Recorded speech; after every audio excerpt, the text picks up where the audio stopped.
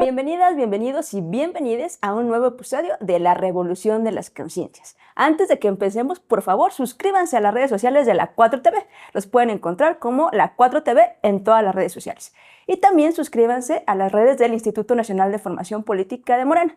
También estamos como INFP Morena. Y hoy estamos con nuestra compañera, la doctora Consuelo Sánchez, que es doctora en estudios latinoamericanos, es etnóloga, es especialista en pueblos originarios, pero sobre todo es una compañera que podemos reconocer en muchos espacios en donde hemos militado. También creo es importante señalar que Consuelo es integrante del Consejo Interno del Instituto Nacional de Formación Política y hoy junto con Mario en este espacio vamos a hablar de un tema que nos parece fundamental, que es el tema de los pueblos originarios. Hablábamos con Consuelo antes de iniciar esta charla que pareciera que es un tema ajeno a la mayoría de la población, pero es fundamental en esto que entendemos hoy como el humanismo mexicano, como la cuarta transformación, porque por fin todas, todos y todes los que somos parte de este país estamos siendo considerados como ciudadanos y como sujetos políticos que tienen derechos, ¿no? Imagínense, estamos en el 2025 y pensaríamos que ya estamos muy avanzados, pero en particular hoy con Consuelo hablaremos de todos los avances que hemos tenido con los pueblos originarios, que era un tema clave porque de entre los pobres, los más pobres han sido las y los compañeros que los integran y era fundamental llevarles la mínima justicia. Consuelo, muchas gracias por participar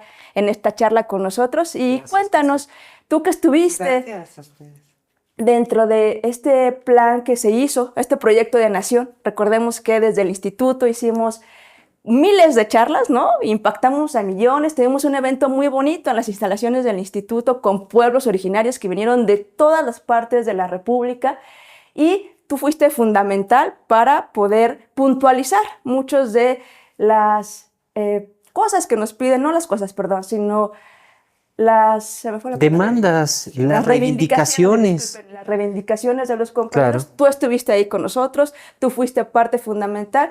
Cuéntanos en particular en el proyecto de nación que es hoy fundamental, en el proyecto que tenemos en este país, en particular los pueblos originarios, ¿qué necesitan mínimamente y qué sí se ha dado en esta cuarta transformación? Bueno, la lucha de los pueblos indígenas por sus reivindicaciones históricas pues tiene siglos. Porque si bien ellos participaron activamente en la guerra de independencia y en las tres transformaciones y en la cuarta transformación han participado en las luchas que hemos dado en este país. Y sin embargo, nunca se les toma en cuenta sus reivindicaciones centrales. La Revolución Mexicana sí en parte, con el reparto agrario, pero nunca se les ha reconocido sus derechos en general. Ya hablaremos incluso de algunos de ellos que son centrales y que la cuarta transformación finalmente, y ese es un evento histórico por parte en nuestro país, claro, que ha llevado a cabo la cuarta transformación. Uno, el proyecto de nación de nuestro país desde 1824, de que se crea la primera constitución, se negó la existencia de los pueblos indígenas. Se les quitó todos los derechos que de alguna manera habían conservado durante el régimen colonial, por ejemplo, tener sus propias autoridades y jurisdicción, etc. Y todo eso se les quitó y se consideró que todos éramos ciudadanos y que todos éramos iguales en términos étnicos y culturales. Entonces aquí lo que vemos es la construcción de un Estado-nación que niega su diversidad. Y durante todo el siglo XIX y todo el siglo XX, lo que buscó el Estado mexicano fue construir una nación homogénea a partir del mestizo, tratando de buscar que los indígenas se disolvieran y desaparecieran en tanto pueblos, que desaparecieran sus culturas, sus lenguas, sus sistemas políticos, jurídicos, etcétera, que se disolvieran y se integraran como individuos en la nación. Y pues lo que hemos visto durante esos 2 siglos de estado de independencia, los pueblos indígenas han resistido y han dicho no, Nosotros queremos seguir siendo pueblos, queremos seguir conservando nuestra cultura, nuestra identidad y nuestro autogobierno, ¿no? Y todo eso se le negó. Entonces, ¿qué es lo que pasa con la Cuarta Transformación? Y bueno, desde que empieza el movimiento de Morena, uno de del programa, aquel programa de Nación de Morena, incluía como uno de sus puntos centrales y en la parte de la ética, de los principios y la ética de Morena, se incorporaba el reconocimiento de la diversidad cultural de nuestro país, ¿no? Y la búsqueda de una transformación en ese sentido. Y eso es lo que se inició con el gobierno de la Cuarta Transformación, con el expresidente Andrés Manuel López Obrador. Fue el que inició todo el proceso de transformación y de búsqueda de cambiar también la mentalidad, porque durante 2 siglos nos impusieron la idea de que éramos una nación monoétnica, que hacia allá íbamos, a constituirnos en una nación étnicamente homogénea o culturalmente homogénea. Y lo que vimos de parte del presidente es decir, no, somos un país con muchos pueblos y que la riqueza de nuestro país viene de ahí, de nuestra diversidad, de nuestra pluralidad étnica. Entonces eso fue un elemento fundamental, pero no solamente lo que decía el presidente, pero sí fue muy importante en términos simbólicos, en términos del discurso, es decir, no, tenemos que reconocernos en nuestra diversidad. Entonces empieza una serie de proyectos, programas dirigidos a los pueblos indígenas, ¿no? Como pues están los planes de justicia, que son importantísimos, y bueno, todos los programas sociales que iban dirigidos a toda la población y en particular a los más pobres y en especial a los pueblos indígenas, que en efecto es la población más abandonada, discriminada, excluida del país.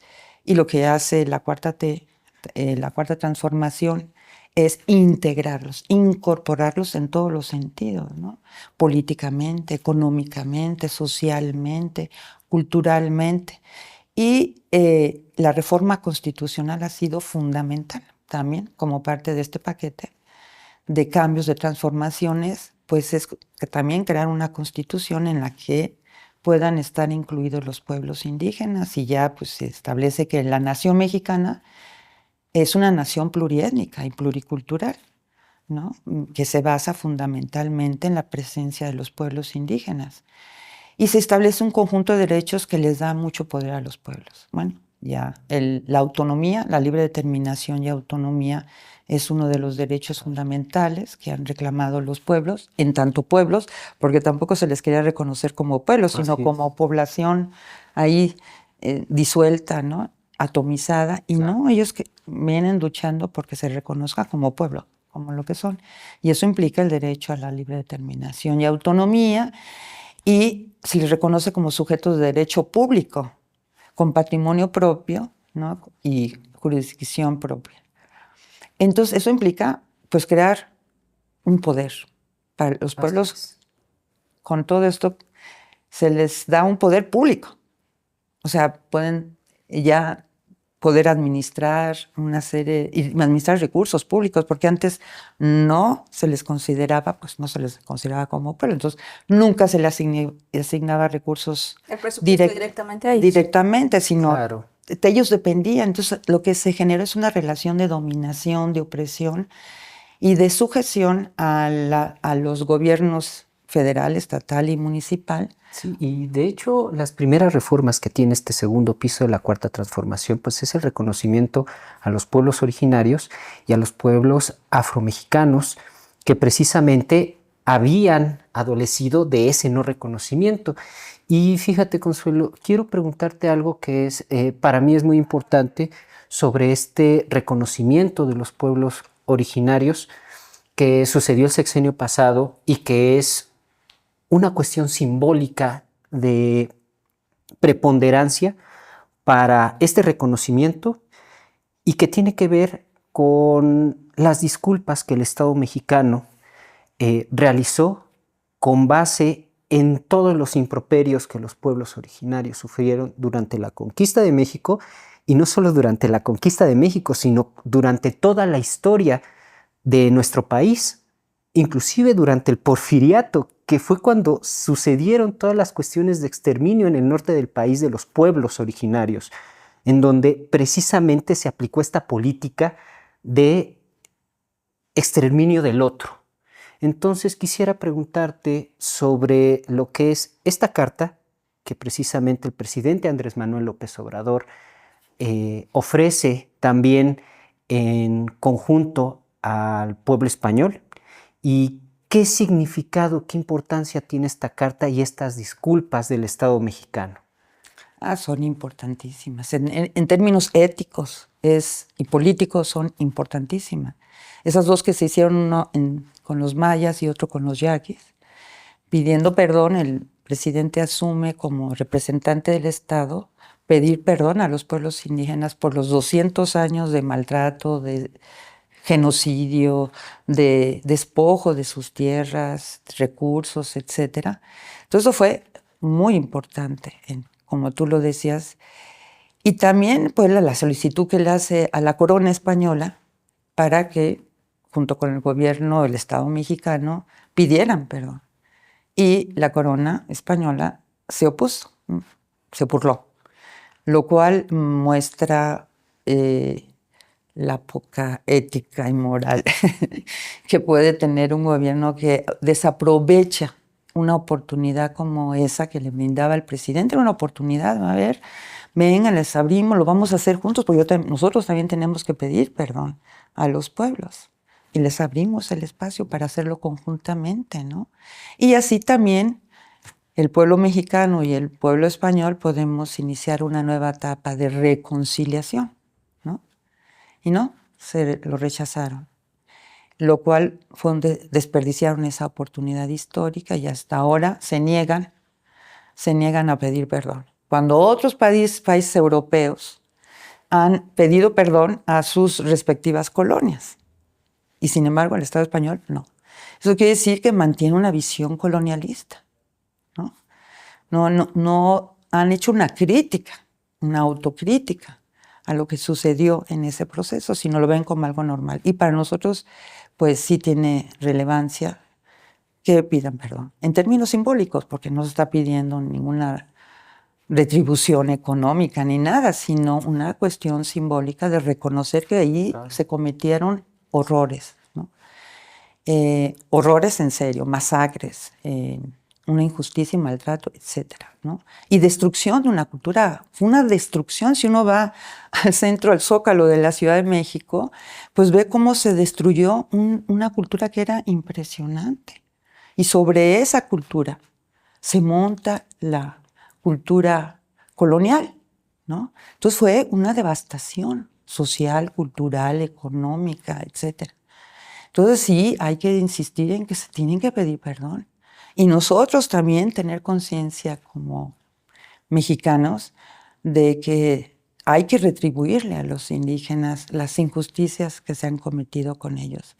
Y toda la desigualdad que se ha vivido en el país y que la han sufrido los pueblos, toda la discriminación tiene que ver con esto, con el rechazo de nuestra diversidad. Y lo que eso significa para los no indígenas, es decir, el hecho de construir una sociedad, un Estado tan antidemocrático, porque el negar la diversidad implica llevar a cabo una política de rechazo del otro. Y esto lo reproduce en el sistema educativo, lo reproduce en todas las instituciones. Y eso, pues, en la sociedad reproduce estos actos de discriminación, de maltrato, de rechazo de la cultura de los pueblos, de la lengua. Aquí a la Ciudad de México han llegado, pues, migrado población indígena de distintos estados del país. Es decir, ya ahorita en la Ciudad de México hay hablantes de todas las lenguas que existen en nuestro país. Y sin embargo, cuando los oyen hablar, la gente los discrimina, los rechaza. Cuando es una riqueza maravillosa, es decir, nos deberíamos sentir felices de que exista esa riqueza cultural, lingüística en nuestro país, esa visión del mundo que ellos tienen, maravilloso. La hemos desaprovechado, la hemos desperdiciado. Porque si la incorporamos, que eso es lo que viene. De hecho, la nueva escuela mexicana tiene que ver con eso.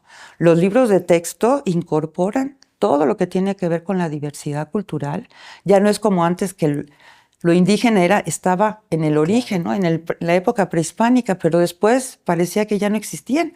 habían desaparecido en el proceso de conquista o de invasión y ya no existían. Y no, ahora en los planes de estudio, ¿no? O sea, ya no había la parte de la historia de los pueblos originarios de México, Latinoamérica, y se pasaba directamente a la conquista. Ya ni siquiera el colonialismo, sino a la conquista y después, ¿cómo se llama? Ya a la parte histórica donde se reivindican el Estado mexicano como tal. Entonces, eso me parece fundamental. Sí, porque además establece, porque ya ha habido muchos cambios en muchas leyes. Está la Ley de Derechos Lingüísticos de los Pueblos Indígenas, que es una ley federal, y ahí establece las lenguas indígenas como lenguas nacionales y por tanto deben de ser consideradas en todas las instituciones públicas y en todos los servicios públicos tienen que tener un traductor en las lenguas indígenas. Eso es un reto. Pero, por ejemplo, en el sistema de salud, si llega a un hospital un indígena, primero tiene derecho, como todo ciudadano, ¿no? Pero además tiene que considerar su particularidad cultural y su lengua. Y tiene que haber un traductor en la lengua. Y la otra es, que eso es muy importante, que antes se decía, sí, que se establezca la educación bilingüe intercultural a los indígenas. Y los no indígenas, que son los que más lo necesitan, no, ahora sí, ahora se establece la interculturalidad en todo el sistema educativo, desde el preescolar hasta el posgrado. Porque además tenemos un problema. Los médicos, los abogados, todos los profesionistas son formados en una visión monoétnica. Entonces, cuando se enfrentan a una realidad que es diversa, no saben cómo tratarlo. Entonces hay un maltrato a los pueblos. Un médico, que los pueblos tienen su propia noción de lo que es la enfermedad, la salud, cómo sanar, etcétera. Pues un médico eso no lo considera. Ahora ya, en el sistema de salud, en la nueva ley, reformas que hizo el presidente en la ley de salud, tiene que haber un traductor porque tiene derecho a ser tratado y tener un traductor cultural, no solamente de lengua, ¿no?, sino cultural. Entonces, estos cambios que está promoviendo la Cuarta Transformación son profundos, profundísimos, ¿no? Y en la búsqueda de acabar con toda la discriminación que existe en nuestro país, el racismo, porque también, como tú dices, se reconocen por primera vez la existencia de las comunidades y pueblos afromexicanos en nuestro país y sus derechos. Ha sido muy interesante porque, bueno, ya se hizo la reforma constitucional el año pasado, la firmó el presidente, pero ahora viene ya la ley. Y ahí hemos participado en la elaboración de la ley y todos los pueblos, representantes de pueblos indígenas y afromexicanos, y va a iniciar ahora la consulta en cientos de comunidades en todo el país, ¿no? Y es una ley maravillosa, maravillosa. Consuelo, fíjate, a mí me parece fundamental porque nunca antes de la Cuarta Transformación habíamos visto estos, bien lo decía Mario, ¿no?, estos momentos muy simbólicos, ¿no?, como la entrega del bastón de mando que pasó con el presidente, luego lo que pasó con la compañera Claudia Sheinbaum como presidenta, que hoy el año sea el año de la mujer indígena, esta reivindicación, porque bien decimos que lo que no se nombra no existe, y este racismo que hay en contra de los compañeros, pues tiene mucho que ver porque también los grandes medios de comunicación y culturalmente estamos acostumbrados a tener un tipo de persona que es la exitosa y un tipo de persona que está destinada a ser la que nos brinda algún servicio. A mí me parece fundamental que, por ejemplo, ya hablabas del tema de los compañeros de los pueblos afromexicanos, ¿no? La reivindicación también del compañero Morelos como parte de un pueblo afromexicano, ¿no? O sea, decir que tendríamos que estar orgullosos, tener ahora estos imágenes de las mujeres, que son tan hermosas las mujeres de los pueblos indígenas, las y los compañeros, pero que eso, insisto, culturalmente es otra forma de ver. Ahora que decías que hay como esta reivindicación, hay también en lo cultural, en que es el año de la mujer indígena, en que estemos hablando de que nos debería dar mucho orgullo que la mayoría de nosotros venimos de pueblos indígenas. Eso me parece fundamental y que es parte del humanismo mexicano y es una de las cosas que la Cuarta Transformación trajo a este país. El que en lugar de rechazar, en lugar de discriminar, nos sentimos orgullosos, pero sobre todo reconozcamos que en cada uno de esos compañeros estamos nosotros. Bien decías que a mí me pareció muy bonito cuando empezaron a salir estos nuevos libros de la nueva escuela mexicana, que venían poemas, ¿no? No solamente en español, sino en alguna lengua. Y otra cosa que me parece fundamental, Consuelo, y que tú mencionaste es el derecho que tienen a intérpretes, ¿no? Ahora que estamos a punto de ir a esta votación histórica el 1 de junio, nos enteramos que del 100% de compañeros que son parte de un pueblo originario o indígena, el 85% que está ni siquiera tuvo derecho a un intérprete, ¿no? Ese tipo de cosas que son una injusticia del tamaño del mundo. Eso es con lo que estamos en contra. Pero es importante que ahora, cuando decimos que son sujetos de derecho en toda la extensión de la palabra, nos referimos a eso, a darles las mínimas condiciones que ahora tenemos nosotros y que también son las mínimas para tener una vida mejor. Y la Cuarta Transformación, insisto, culturalmente creo que es en donde más hemos avanzado, ¿no? En este orgullo de ser mexicanos, en este orgullo de pertenecer a alguna comunidad. Y ahí, Consuelo, me gustaría preguntarte, ¿cómo ves los avances de este sexenio, en particular de la doctora Claudia Sheinbaum? Porque si bien hemos avanzado mucho con lo que se hizo con el compañero Andrés Manuel, ¿cuáles son los pendientes en este sexenio? Porque ya dices que ya estamos ahora con la ley, ¿no? Ya pasó la reforma, ahora vamos con la ley, pero eso implica también tiempo. Luego estamos acostumbrados, ¿no? Y nos desesperamos mucho porque hay tantas cosas en las que queremos avanzar, tantas cosas que sabemos que son pendientes en la Cuarta Transformación y nos desesperamos. Y creo que aprovechando que estás aquí, ¿no? Que has sido parte de estos procesos, nos expliques un poquito qué es lo que continúa y cuánto tiempo esto puede pasar para que no tengamos en el imaginario de que ya es ley. Entonces mañana vamos a ver los resultados de lo que implican estas nuevas leyes. Sí, y eso es lo más importante. Pues bueno, la presidenta está avanzando, ha continuado con el proyecto del presidente López Obrador en relación con los pueblos indígenas, lo cual es importantísimo. Está continuando con los planes de justicia, porque el presidente inició con 17 planes, terminó, digamos, su gobierno tenía 17 planes de justicia, es decir, ahorita les platicamos, es muy importante los planes de justicia. Pues porque es ya poner en práctica lo que son los derechos de los pueblos indígenas. Y la presidenta está continuando con los planes de justicia, ¿no? Creo que la semana antepasada estuvo en Michoacán con los purépechas y también con los rarámuri en Chihuahua. Miles de hectáreas. Exacto. ¿Sí? O sea, ella está continuando el proyecto del presidente en relación con los planes de justicia y, por ejemplo, ella puso en marcha lo que se estableció en la Constitución de transferir presupuesto público directo a las comunidades. Y eso se está haciendo. Ya se hizo ahora. Entonces, muy interesante porque ya se están poniendo en marcha muchos de los normas y derechos establecidos en la Constitución. Y tenemos mucho, y como lo que tú decías en relación con la mujer indígena, es importantísimo que se haya declarado el 2025 el año de la mujer indígena, porque son las mujeres más discriminadas, más maltratadas. Esta perspectiva interseccional, ¿no? Lo que significa ser una mujer indígena y todo lo demás que se puede ir acumulando, ¿no? Exacto. Y hay que avanzar. Los planes de justicia, como decíamos, son muy interesantes porque se respeta la identidad de los pueblos. No es una decisión desde arriba, vamos a hablar con ellos, los rarámuris con ellos, no. Se respeta mucho la identidad. Por ejemplo, con los yaquis, son 8 pueblos yaquis. El presidente no trató con cada uno de los pueblos, ¿no? Porque ellos tienen una identidad que los engloba a los 8 y tienen una autoridad de cada uno de los pueblos, pero también una general. Entonces se respeta sus identidades.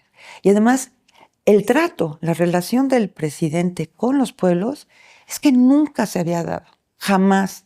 Siempre fue de maltrato, ¿no? De menosprecio. Lo que el presidente instituyó es algo importantísimo y que lo está continuando nuestra presidenta, que es respetar mucho a las autoridades de los pueblos, las que ellos han elegido, no las que quiere imponer la autoridad, porque muchas veces es uno de los grandes problemas de los pueblos, el gobierno o la autoridad, pues reconocía al que le convenía o que era afín al régimen. Ahora no, es decir, son sus autoridades, nosotros las respetamos y vamos a dialogar con sus autoridades. Uno, y empieza a plantearse cuáles son sus demandas históricas. Y el presidente a todo dijo que sí, y es lo que se está haciendo, ¿no? Con los yaquis, pues nos despojaron tierras. Zedillo, que era el que ejecutó la resolución presidencial de Cárdenas, que les otorgaba a raíz de la reforma agraria las tierras, quien la ejecuta es Zedillo y les quita un montón de tierras y además les expropia otras. Entonces ellos vienen reclamando que se les den todas las tierras. Agua, les quitaron su río, desviaron el río para hacer presas, los dejaron sin agua. Claro. Y el distrito que tenían también muy pequeño para sus tierras, para producir, etcétera. Querían una universidad yaqui y modificar todo el sistema educativo, porque el sistema educativo en nuestro país niega la diversidad. Ahora estamos en este proceso de transformación, pero durante 2 siglos negaba totalmente la diversidad y la educación que se daba a los pueblos indígenas no tenía nada que ver con su cultura. Su lengua, desde luego, quedaba fuera del sistema educativo. Incluso a los niños indígenas se les maltrataba por hablar su lengua, les decía, aquí no vas a hablar eso. Claro. Sus trajes, su vestimenta, les decían, se lo quitan y aquí la que vamos a quemar, ustedes ya no la van a usar. O sea, imagínense lo que eso significaba para un niño y para los padres, ¿no? O sea, que te humillen de esa manera. Entonces, todo eso está cambiando.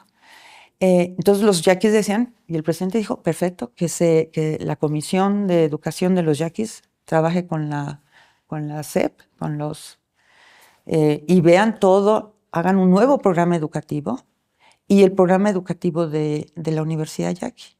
Y decían, y además queremos estas licenciaturas que son importantes para nuestro desarrollo como pueblos. Perfecto. Entonces hubo una serie cada plan depende de los reclamos históricos de los pueblos. No tenían luz, habían muchas familias sin casas, pues se construyeron todas, pero todo junto con las autoridades. ¿La comunidad? Sí, o sea, a ver, ustedes trabajan con las instancias del gobierno federal que corresponden, ¿no? Y así se estuvo trabajando, respetando y coordinándose. Es que eso es lo que se establece y la autonomía implica eso. Es la relación de los pueblos indígenas con el Estado mexicano, con todos los niveles, municipal, estatal y federal, es de coordinación, ya no de subordinación. Y de igualdad, ¿no? Y de igualdad. Y ellos lo exigieron, ¿no? O sea, todo lo que se va a hacer aquí tiene que ser si estamos de acuerdo. Y el presidente dijo, de acuerdo, muy bien, que todo se haga en coordinación con ustedes. Entonces, ese fue un ejemplo que nosotros debemos rescatarlo y todas las autoridades de este país deberían de actuar de esa manera. Y el problema que estamos teniendo es que hay ámbitos de gobierno que no están respetando a los pueblos, ¿no? Y ahí sí tenemos que insistir muchísimo. Esa resistencia, ¿no? Y a tratarlos igual. Entonces vienen conflictos porque dice, oye, claro, nosotros somos las autoridades, no las que ustedes están diciendo. Nosotros nos eligieron, no las que ustedes, ¿no? Claro. Y el recurso, por ejemplo, ahorita que está el recurso, pues tiene que ir directamente. Y la autoridad municipal no tiene nada que ver.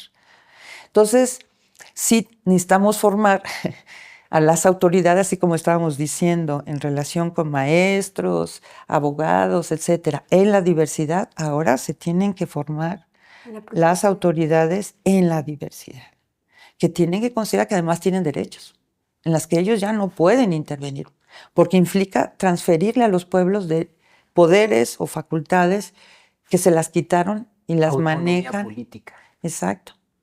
Es decidir su forma de gobierno, decidirla. Y además, por ejemplo, donde ya hay municipios autónomos en nuestro país, en Michoacán, por ejemplo, o en Ayutla de los Libres, en Guerrero, lo que hacen es configurar otra forma de gobierno. No es la que todos conocemos, que es el presidente municipal, ¿no? El síndico y los demás, que es igual en todo el país independientemente de nuestra diversidad, y en la ciudad o en donde sea.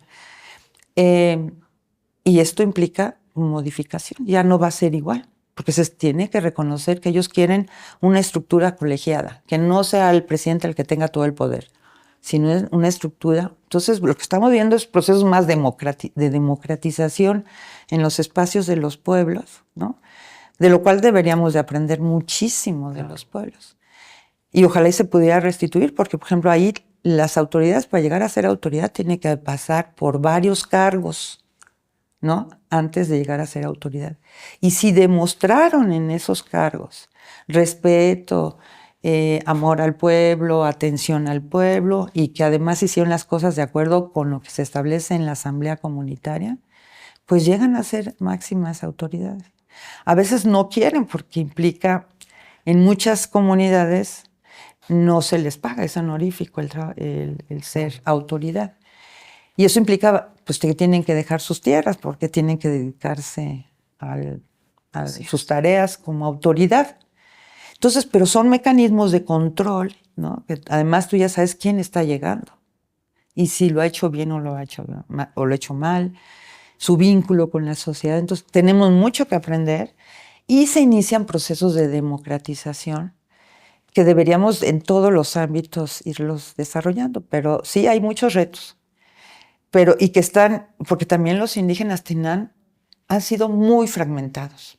El proceso de dominación desde la época de la colonia, cuando llegaron los españoles, lo primero que hicieron es desbaratar la Triple Alianza, sí, ¿no? De mexicas, tenochcas, y los tepanecas y los texcocanos, ¿no? Los disolvió.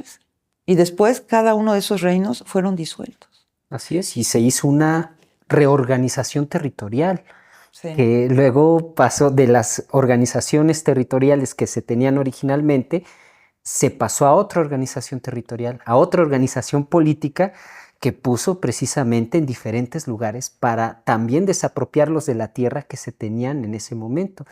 Fíjate, Consuelo, ya para ir cerrando, la verdad es que esta plática, esta charla que hemos tenido ha sido muy importante. Esperemos que podamos contar contigo en otra ocasión porque hay muchos temas que se nos quedan en el tintero y hablaste de muchas cosas y yo quisiera puntualizar en algo que me parece importante, que tiene que ver con que esta historia que ha sucedido en México durante el periodo histórico, desde la conquista, el periodo colonial, la estructuración del Estado mexicano y el ascenso del capitalismo neoliberal los últimos 40 años y después el vuelco ideológico que da la Cuarta Transformación precisamente en el 2018, es parte de una historia que no solo es de México, sino que es de América Latina, que es del mundo entero, porque precisamente los pueblos originarios son la última línea de defensa y la primera de los recursos naturales que quieren todas estas empresas extractivistas y todos los intereses imperiales del mundo. Entonces, precisamente ahí radica una importancia fundamental para darle el vuelco precisamente a lo que es el sistema capitalista. Y en ese sentido, Consuelo, quisiera que ya termináramos con esta última reflexión que tú tienes con relación a estos resultados que tiene la Cuarta Transformación. Ya dijiste los retos y qué es lo que viene precisamente ya para ir cerrando este programa, Consuelo. Bueno, dijiste dos cosas claves que sí necesitaríamos reflexionar porque una, en efecto, México, los reclamos de los pueblos indígenas de México son los de todo el mundo, porque en todo el mundo hay pueblos indígenas. Y claro, en América Latina ha habido movimientos muy importantes, transformaciones muy importantes en Bolivia, en Ecuador, que ahí van. Y creo que lo que estamos haciendo en México es de una profundidad muy importante y que puede convertirse en un referente, ¿no? A lo que se está haciendo en nuestro país. Porque implica transformación de las conciencias. No es solamente que estén bien los pueblos, sino que todos cambiemos y que reconozcamos esto. Y la otra que tú dices, cómo lo indígena puede ser lo comunitario, cómo ven ellos los bienes comunes, la naturaleza como un bien común, claro, no como un bien individual, no de un miembro del pueblo, sino como algo colectivo de todos, para el beneficio de todos. Y eso pues es central en la construcción de una sociedad diferente, no capitalista.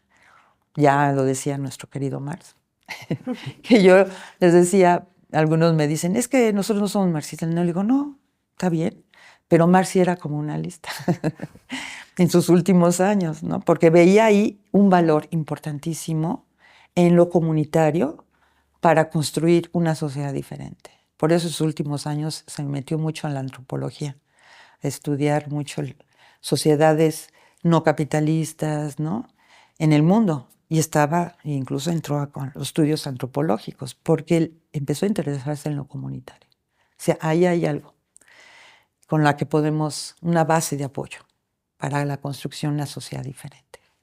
¿Sí? Lo hablaremos.